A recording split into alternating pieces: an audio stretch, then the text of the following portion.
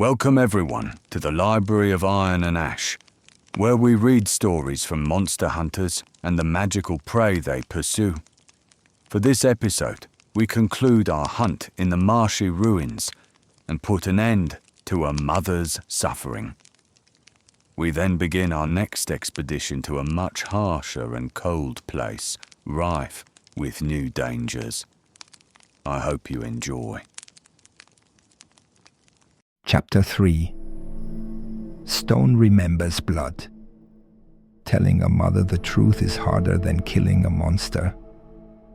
I waited until the others were gone. Until the men had returned to their tools, and the village had begun pretending it could be whole again. Grief needs privacy. The way wounds need air. Mara stood by the river, where the fog thinned and the water moved fast enough to carry sound away. She did not turn when I approached. She already knew why I'd come. "He didn't suffer long," I said. That was the part people always want first. She nodded once, eyes fixed on the current. "Did he run?" "Yes." Another nod. "He was fast." "He was brave," I added, because it was true. Silence stretched between us. The river kept moving. Rivers never wait for permission. Finally, she asked the question she had been holding like a blade behind her teeth. "What took him?" I did not soften it. I did not name it like a story. "Something old," I said. "Something that shouldn't have been there. It's gone now." Her hands clenched in her apron. "Gone. Where?" "Gone enough," I replied. "It won't take another child." She breathed out slowly, as if letting go of something heavy she'd been carrying too long. "Bring him home?" she asked. I nodded and held out the bundle. She took it with both arms, careful, reverent. She did not cry. Some people cry later. Some never do. "I don't hate you," she said suddenly, surprising me, "for what you do." "I wouldn't expect you to," I said. "You see them as they are," she continued, "not as monsters, not as excuses." I met her eyes then. Seeing clearly doesn't make it easier. She gave a small, tired smile. "No, but it matters." I left Karen Ford before the ground finished drying. Some villages cling. They offer food, coin, reasons to stay. This one let me go without ceremony. That is the mark of people who understand survival is not a favor. The mountains waited to the east, their peaks jagged against a pale sky. Snow still clung to the higher ridges, even as spring worked its way into the valleys below. Stone up there remembered winter long after winter had passed. My next contract had been waiting for me before the Drake ever burned its first goat. A ruined keep, old banners, old walls, new blood, goblins. People underestimate goblins because they are small.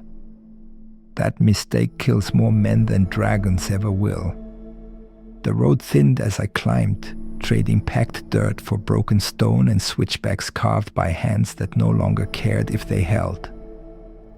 Wind cut colder here, carrying the smell of pine sap and old iron. I adjusted my armor as I walked. Less plate, more flexibility. Goblins don't strike with strength. They strike with numbers, angles, and patience. I reached the keep at dusk. It squatted on a ridge like a broken tooth. Its outer walls collapsed inward.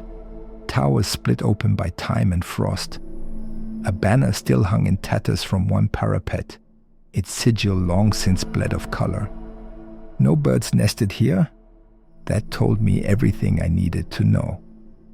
I circled wide, studying the ground. Goblin tracks are easy to miss if you don't know what you're looking for. Lighter impressions, uneven spacing, toes that curl inward slightly. They walk like they're always ready to bolt. I found scat near a fallen wall. Fresh, mixed with bone fragments and cloth. Human. They'd been feeding close to the keep. Comfortable enough to eat without fear. Too comfortable. I backed away and waited for full dark. Goblins are bold at night, but not foolish. They scout, they listen, they test. They fight like water slipping through cracks. I laid traps accordingly. Noise traps first. Thin wire strung low with small iron chimes scavenged from my pack. Goblins hate announcing themselves, but they hate surprises more. Then I prepared the ground. Not pits, not fire, trip points, narrow lanes between rubble piles, spaces where a spear could matter more than numbers. I drank sparingly and chewed dried root to keep my mouth from drying out. Cold makes men careless. Hunger makes them stupid. The first goblin appeared just after midnight. It moved low, quick, carrying a hooked blade too big for its arm. Its skin was mottled gray-green, eyes reflecting faint light like damp stone. It sniffed the air. Goblins always smell you before they see you. I stayed still. It stepped forward and caught the wire with its ankle. The chime rang once. The goblin froze. That moment of hesitation is why I'm still alive. The spear took it through the throat, quick and clean. I caught the body before it hit the ground and eased it down behind the rubble. No screams. Goblins don't scream when they're alone. They scream when they're dying together. I waited. 2 more came, flanking wide. One climbed the broken wall with clawed hands, silent as rot.